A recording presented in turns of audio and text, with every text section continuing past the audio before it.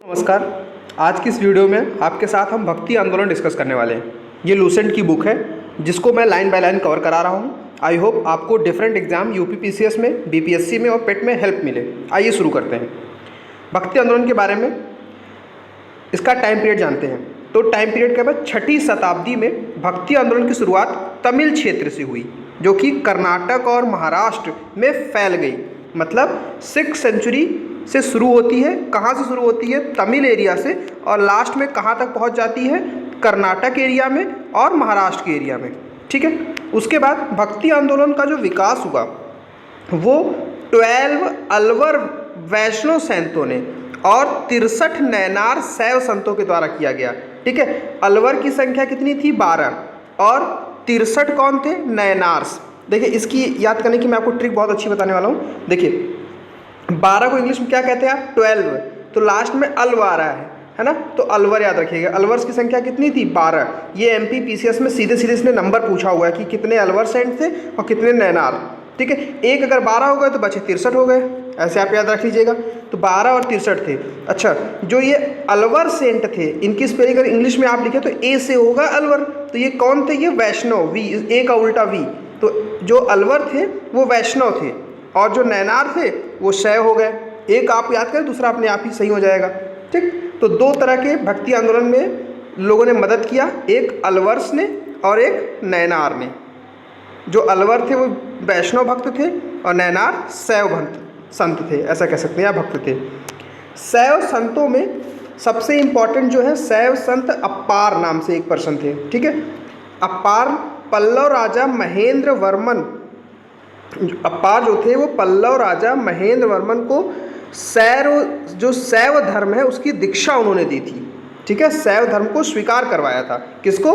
पल्लव के राजा महेंद्र वर्मन को। उसके बाद किसने कराया था? अप्पार। नाम यहाँ पे आप ध्यान दीजिए, तमिल नाम है तो कोई दिक्कत नहीं होनी चाहिए आपको। इजीली एग्जाम में क्वेश्चन पूछ जाते हैं और आपको सही होना, क्वेश्चन को सही कर पाना इंपॉर्टेंट है।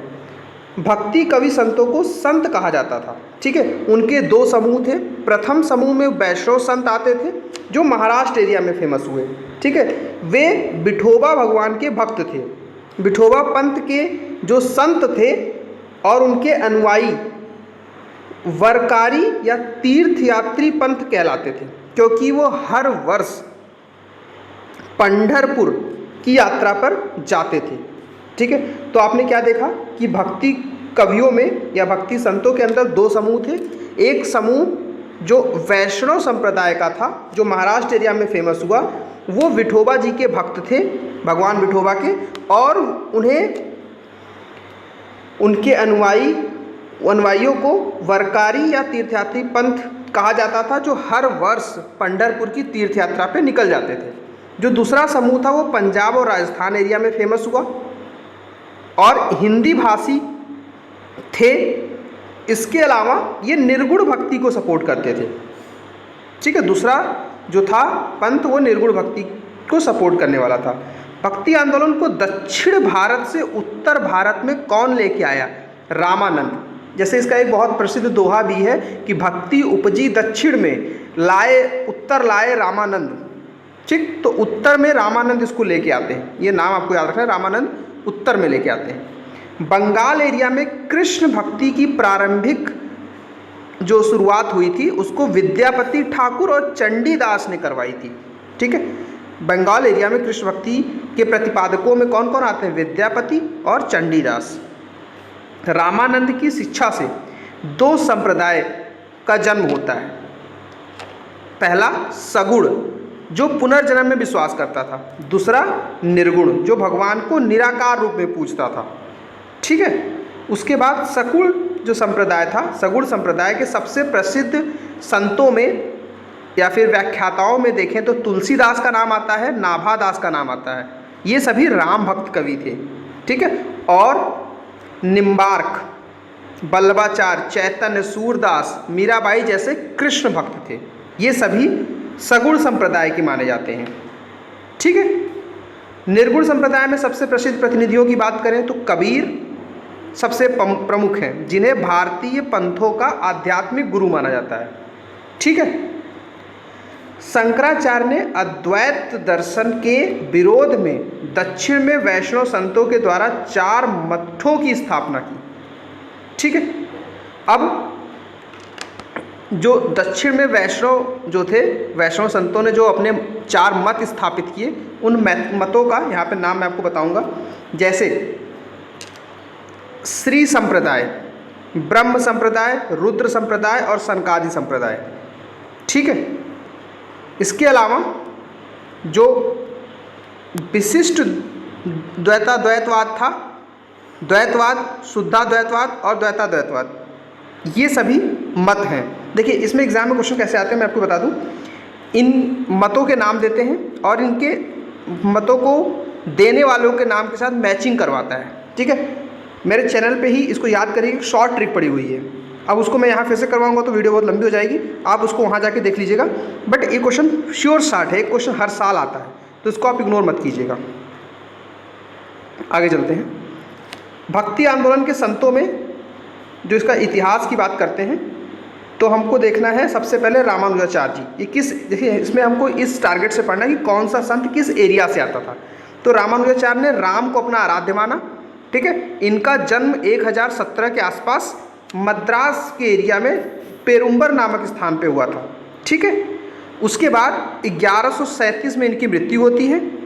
और अगली चीज़ जो आपको याद रखनी है, रामानुज ने वेदांत में प्रशिक्षण अपने गुरु कांचीपुरम के यादव प्रकाश से प्राप्त किया था। ये नाम आप याद रखिएगा।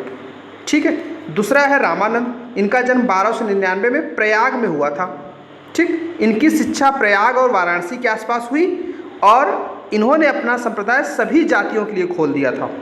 रामानुज की भांति इन्होंने भी भक्ति को मोक्ष का एकमात्र साधन माना और पुरुषोत्तम राम एवं सीता को अपना आराध्य माना। ठीक है, इनके प्रमुख शिष्यों में रैदास जो कि हरिजन थे, कबीर जो कि जुलाहा संप्रदाय के प्रवर्तक थे, धन्ना एक जाट थे, सेना नाम का एक नाई और पीपा राजपूत, ये इनके शिष्य थे। उसके बाद कबीर के बारे में हर कोई जानता है। कबीर का टाइम पीरियड 1425 याद रखिएगा। उसके अलावा ये स्टोरी जो नवजात शिशु की है वो तो जग जाहिर है, वाराणसी में इनका जन्म माना जाता है। उसके बाद इनके माता पिता में नीरू और नीमा नाम से माना जाता है जो कि पालन पोषण करते हैं इनका। बालक का नाम कबीर रखा था इन्होंने ही। इन्होंने राम, रहीम, हजरत और अल्लाह आदि को एक ईश्वर का ही रूप माना। इन्होंने धार्मिक कर्मकांड आदि का विरोध करते हुए निराकार ब्रह्म की उपासना को महत्व दिया। निर्गुण भक्ति के दिग्गज कवि माने जाते हैं और इनके समर्थक या अनुयायी कबीरपंथी कहे जाते हैं। इनकी भाषा पंचमेल खिचड़ी है। इसके बाद इनके उपदेश को शबद सिखों के आदि ग्रंथ में भी संग्रहित किया गया है। गुरु नानक की बात करें तो इनका जन्म 1469 में पंजाब के तलवंडी नामक स्थान पर हुआ था जो अब ननकाना साहिब नाम से प्रसिद्ध है। इनकी माता का नाम तृप्ता देवी था, पिता का नाम कालूराम था। ठीक है, बटाला के मूल राज खत्री की बेटी सुलक्षणी से इनका विवाह होता है। उन्होंने देश के पूरे भारत का मतलब 5 बार चक्कर लगाया जिसे उदासीस कहा जाता है। मतलब चक्कर लगाने के दौरान इन्होंने जो ज्ञान दिया, लोगों को शिक्षाएं दी, उसको जो कंपाइलेशन उसको उदासीस कहा जाता है। उन्होंने कीर्तनों के माध्यम से उपदेश दिए और अपने जीवन के अंतिम क्षणों में वो रावी नदी के किनारे करतारपुर में अपना डेरा यानी मठ बनाया और वहीं अपना जीवन समाप्त किया। अपने जीवन काल में ही उन्होंने अपने पुत्रों के अलावा अपना शिष्य उनका एक था लहना, जिसका नाम अंगद नाम से भी जो गुरु फेमस थे, लहना या अंगद, उनको अपना उत्तराधिकारी बना देते हैं। ठीक है, और बाद में 1539 में करतारपुर में ही उनकी मृत्यु हो जाती है। नानक ने सिख धर्म की स्थापना की। नानक सूफी संत बाबा फरीद से अत्यधिक प्रभावित थे। ठीक है, किससे प्रभावित थे? बाबा फरीद से। जैसा कि हमने पिछली वीडियो में देखा बाबा फरीद के बारे में, तो ये वही शख्स हैं। फिर चैतन्य स्वामी की बात करूँ तो इनका जन्म 1486 में होता है। कहाँ पे होता है? बंगाल के नदिया प्रोविंस में, वहाँ के मायापुर गांव में होता है। ठीक है, इनके पिता का नाम जगन्नाथ मिश्रा था और माता का नाम शची देवी। पाठशाला के समय से ही इनका वास्तविक नाम जो था वो निमाई पंडित था। ये गोसाई संघ की स्थापना करते हैं और साथ में ही ये जाने जाते हैं संकीर्तन प्रथा के लिए। इसके अलावा इन्होंने दार्शनिक सिद्धांत में अचिंत्य भेदवाद नाम का एक मत दिया। सन्यासी बनने के बाद ये बंगाल छोड़कर उड़ीसा चले गए, पुरी में 2 दशक तक वहाँ पे भगवान जगन्नाथ की उपासना की इन्होंने। उसके बाद अगला है मद वल्लभाचार्य, श्रीमद वल्लभाचार्य। इनका जन्म 1479 में चंपारण के पास एक चंपारण्य नाम के गांव में वाराणसी के पास में हुआ था। इनके पिता का नाम लक्ष्मण भट्ट, पिता का नाम पूछा हुआ एग्जाम में, ये ध्यान रखिएगा, तथा माता का नाम यल्य मगरू था। इनका विवाह महालक्ष्मी के साथ हुआ और इनके 2 पुत्र गोपीनाथ और विट्ठलनाथ थे। गंगा यमुना के संगम के समीप अरैल नामक स्थान पे इन्होंने अपना निवास स्थान बनाया, जो कि आज भी इनका वहाँ पे प्रयागराज के अंदर इनका मठ स्थापित है। वल्लभाचार्य ने भक्ति साधन पर विशेष जोर दिया और भक्ति को मोक्ष का साधन मानते हुए इन्होंने पुष्टि मार्ग का रास्ता बताया। गोस्वामी तुलसीदास के बारे में, इनका जन्म उत्तर प्रदेश के बांदा जिले में हुआ था, वहाँ के राजापुर गांव में 1554 में। रामचरितमानस की रचना इन्होंने की थी। उसके बाद धन्ना का जन्म 1415 में एक जाट परिवार में हुआ था। राजपुताना से ये बनारस जाकर रामानंद के शिष्य बन गए और कहा जाता है कि भगवान की मूर्ति को हठ पूर्वक इन्होंने भोजन कराया था। उसके बाद रैदास की बात करें तो ये जाति से चर्मकार थे। रामानंद के 12 शिष्यों में से एक प्रमुख शिष्य थे। इनके पिता का नाम रघु तथा माता का नाम घुरबिनिया था। ये जूता बनाकर जीविकोपार्जन करते थे। मीराबाई ने इन्हें अपना गुरु माना था। मीराबाई के गुरु का नाम क्या था? रैदास। इन्होंने रैदासी संप्रदाय की स्थापना की थी। उसके बाद दादू दयाल कबीर के अनुयायी माने जाते हैं। इनका जन्म 1554 में अहमदाबाद में हुआ था। इनका संबंध धुनिया जाति से था। सांभर में आकर इन्होंने ब्रह्म संप्रदाय की स्थापना की। अकबर ने धार्मिक चर्चा के लिए इन्हें एक बार फतेहपुर सीकरी बुलाया था। इन्होंने निपख नामक आंदोलन की शुरुआत की। तो ये क्वेश्चंस जो कीवर्ड्स हैं, इनसे सीधे क्वेश्चन बन जाता है कि ये किससे संबंधित हैं। तो ये वीडियो मैंने भक्ति संप्रदाय का कंप्लीट कर दिया है। इसके बाद मुगल संप्रदाय मैंने ऑलरेडी बना ही दिया 8 वीडियो में। तो इस तरह से भक्ति, सूफी सारी चीज़ें कंप्लीट हो गई है। नेक्स्ट वीडियो में आपको चोल एम्पायर के साथ दूसरी एंशिएंट इंडिया की इंपॉर्टेंट चीज़ें मिलेंगी। तब तक के लिए धन्यवाद। इसको रिवाइज करते रहिए जिससे चीज़ें आपके दिमाग में बनी रहे। So thank you very much.